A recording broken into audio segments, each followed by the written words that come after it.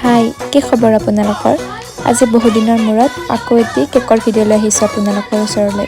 প্ৰথমতে কেকটো ধুনীয়াকৈ বেক কৰি ল'লোঁ আৰু তাৰপিছত এতিয়া কৰিছোঁ মই আইচিং। বলক তেনেহ'লে মইনো কেকটো কেনেদৰে বনাওঁ একেলগে চাওঁ।